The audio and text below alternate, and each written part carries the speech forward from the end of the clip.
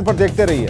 विश्वलाल यादव, राजू सिंह, स्वर्णा सिंह, इन्होंने VIP party छोड़ दी, BJP को समर्थन दिया और जिस कमरे में विधानसभा अध्यक्ष है, जहां पर समर्थन पत्र देने के लिए गए हैं, वहां पर बीजेपी के प्रदेश अध्यक्ष भी मौजूद हैं। अब समझ जाइए कि इसमें क्या खेल है। और हमारे साथ हमारे सहयोगी शैलेंद्र लगातार बने हुए हैं, कैमरा हमारा बिल्कुल वहीं फिक्स है। जैसे ही तीनों लोग बाहर आएंगे, वो सबसे पहली तस्वीर हम आपको दिखाएंगे, उनसे बात करने की कोशिश करेंगे और इस गड़बड़ी को भी समझा जाएगा। हालांकि इस पर बहुत एक अहम और बुनियादी टिप्पणी जरूर होगी, सार्थक टिप्पणी जरूर होगी कि आखिर वीआईपी में मन क्यों नहीं लगा। इससे पहले भी राजू सिंह को आपने सुना होगा कि वीआईपी के कामकाज को लेकर, आंतरिक मामलों को लेकर वो बराबर अपनी टिप्पणी करते रहे। तो ऐसे में उन्होंने पहले ही बता दिया था कि सब कुछ ठीक नहीं है। जहां तक वीआईपी के सुप्रीमो का सवाल है, तो उनके साथ एक बैलेंस बनाने में सभी को मुश्किल हो रही थी, वो बन नहीं पा रहा था।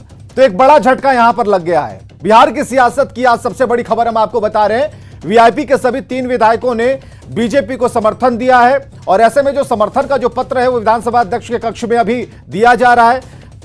बीजेपी के प्रदेश अध्यक्ष वहां पर संजय जायसवाल जी मौजूद हैं और बाहर है हमारा कैमरा, हमारे सहयोगी जो लगातार उसे कवर कर रहे हैं। तो फिलहाल तस्वीरें आप देखिए और इन तस्वीरों से जुड़े आज के जो 3 अहम वीआईपी के चेहरे जो अब वीआईपी के नहीं हैं, उनके चेहरे आप देख पा रहे हैं इस वक्त स्क्रीन पर। और ये 3 ऐसे चेहरे थे जो लगातार पार्टी की कार्यशैली से दुखी थे।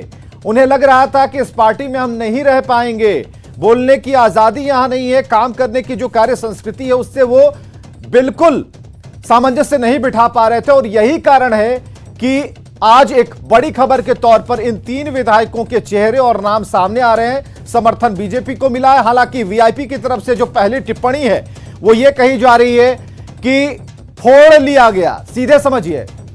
और शैलेंद्र हमारे साथ मौजूद है। शैलेंद्र, जरा ताजा तस्वीरें दिखाइए, जरा फोकस करके दिखाइए कि किस तरीके से 3 विधायकों ने वीआईपी को छोड़ा और बीजेपी की तरफ उन्होंने अपना रुख किया है। जरा तस्वीरें दिखाइए।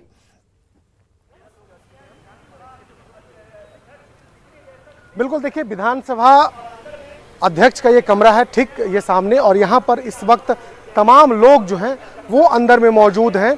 गहमा गहमी की स्थिति है। फिलहाल विधानसभा के अंदर जो कैंपस है, जो परिसर है, उसके अंदर अभी किसी को जाने की इजाज़त नहीं दी गई है। यहाँ मार्शल ने आकर के सख्त हिदायत दिया है कि कोई अंदर नहीं जाएगा, क्योंकि अंदर में बातचीत इस वक्त की जा रही है।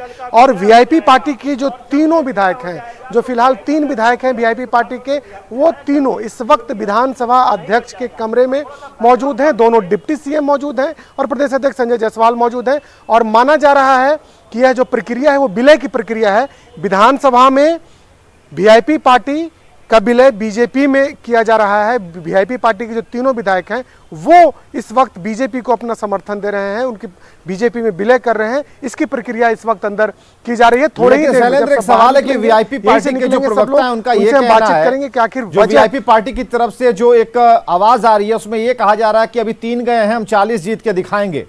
तो ये कैसे दिखाएंगे उसका कुछ आधार नहीं बता रहे हैं, लेकिन निषाद आरक्षण की बात को बराबर मुहावरे की तरह रिपीट कर रहे हैं। ऐसे में जो उपचुनाव है जिसमें इन्होंने कैंडिडेट खड़ा कर दिया है, अब कैंडिडेट कैसा है, चुनाव जीतेगा नहीं जीतेगा, ये तो बस अब बात की बात है। लेकिन क्या ये तय कर पाएगा कि वीआईपी है या फिर वीआईपी नहीं रहेगी?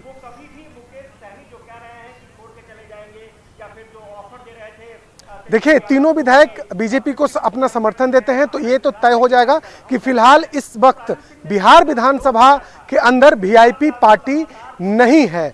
वीआईपी पार्टी का जो विलय है वो बीजेपी में हो जाएगा। आने वाले दिनों में क्या वो करेंगे वो बात की बात है, लेकिन ये पहले दिन से माना जा रहा था कि जो उनके विधायक हैं, वीआईपी पार्टी के विधायक हैं, वो मुकेश सहनी के साथ नहीं है। आपको याद होगा कई बार राजू सिंह हो या फिर अन्य विधायक हो, उन लोगों ने जो बयान दिया था उस बयान से साफ था कि वो उनके साथ में नहीं है। मुकेश सहनी अपनी सियासत के लिए भले ही जो कुछ कहते हो या आज उनके प्रवक्ता जो कुछ कहते हो, लेकिन हकीकत यही है कि उनके विधायक नहीं है। जी हमारे साथ मौजूद हैं प्रेमरंजन पटेल जी। अब तो बीजेपी की ताकत बढ़ती जा रही है।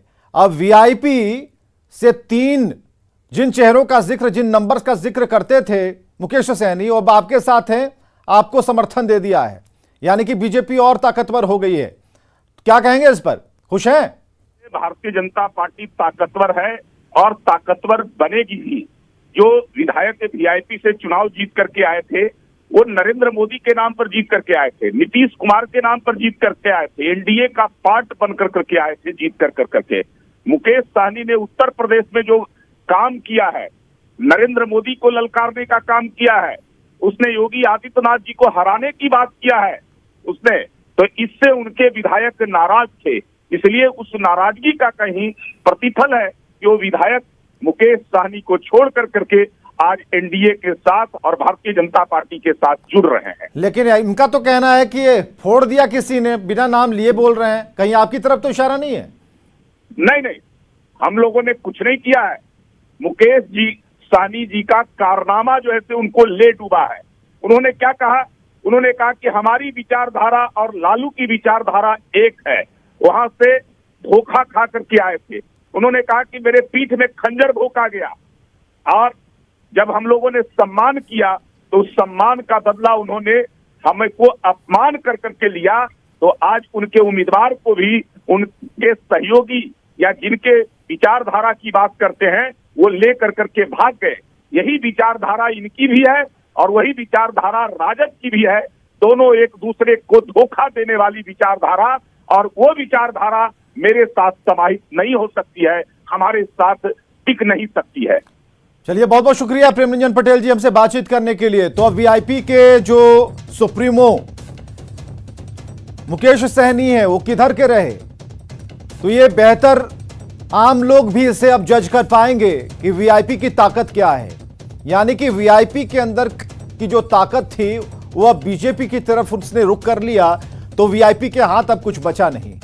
40 की बात जहां तक है वो भविष्य के गर्त में है, और भविष्य के गर्भ में जो ये बातें हैं तो वो बहुत दूर की बात है। अब ये है कि वीआईपी का क्या होना है। अब सबसे पहली बात तो ये है कि वीआईपी के जो 3 विधायकों ने पार्टी छोड़ी है, इसकी सुगबुगाहट आज और कल और परसों की नहीं है। इसकी पृष्ठभूमि और पूरी पटकथा पहले लिखी जा चुकी थी। बीच बीच में कई बयानों के जरिए इन तीनों विधायकों ने अपनी नाराजगी भी जताई थी। मुकेश सहनी बराबर यह कहते थे कि पार्टी फोरम पर अपनी बातें लोग रखें, लेकिन जब इन 3 विधायकों से बर्दाश्त तो नहीं हुआ तो आखिरकार इन्होंने वीआईपी को छोड़ दिया। उन्हें पसंद नहीं आया कि वो वेरी इंपॉर्टेंट बनकर रहें, अब उन्हें यह पसंद आएगा कि वो बीजेपी के साथ रहें। तो अब वीआईपी के प्रमुख का क्या होगा? उन 40 नंबर्स में आने का, 40 विधायकों वाली बात का क्या होगा? शैलेंद्र हमारे साथ लगातार जुड़े हुए हैं। शैलेंद्र को जोड़े रखने का मकसद यही है कि शैलेंद्र हमें जानकारियां भी देंगे, तस्वीर भी दिखाएंगे। शैलेंद्र ठीक वहां पर खड़े हैं जिसके ठीक सामने एक ग्रिल है, और उस ग्रिल के पीछे विधानसभा अध्यक्ष का कक्ष है, जिसके अंदर कौन मौजूद है? जिसके अंदर मौजूद है मुकेश सहनी को छोड़कर अलग हुए 3 विधायक, 2 डिप्टी सीएम और बिहार के प्रदेश अध्यक्ष संजय जायसवाल। तो इस वक्त शैलेंद्र आप हमें बताइए कि अभी क्या चल रहा है, क्योंकि हम सबसे पहली तस्वीर दिखाएंगे और बात भी करिएगा उन तीनों विधायकों से जिन्हें हो सकता है वीआईपी अलग कुछ नाम दे, लेकिन हम यह समझते हैं कि उन्होंने अभी की राजनीति की नब्ज जरूर पकड़ी है।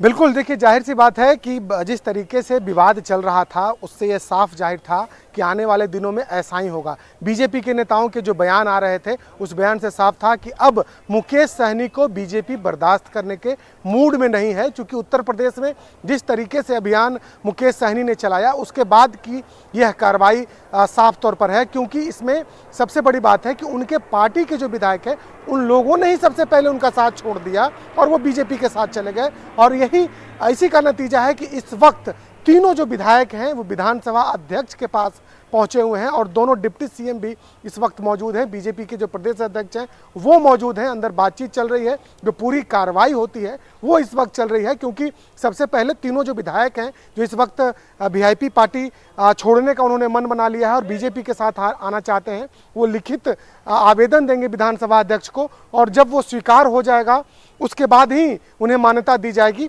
तो जो दल बदल का कानून है उस कानून के तहत जो प्रक्रियाएं पूरी करनी होती है। शैलेंद्र, और कितना वक्त लगेगा, और कितना वक्त लगेगा ये पूरी जो टीम अंदर है उन्हें बाहर निकलने में? देखिए ज़्यादा से ज़्यादा आधे घंटे का वक्त लग सकता है, इसमें बहुत वक्त नहीं लगेगा, आधे घंटे का वक्त लग सकता है। उसी की जो कार्रवाई है वो इस वक्त अंदर में की जा रही है, जो पूरी प्रक्रिया है उसको बिल्कुल शैलेंद्र, आप नजर बनाकर रखिएगा, आपके पास जरूर आएंगे क्योंकि बहुत जरूरी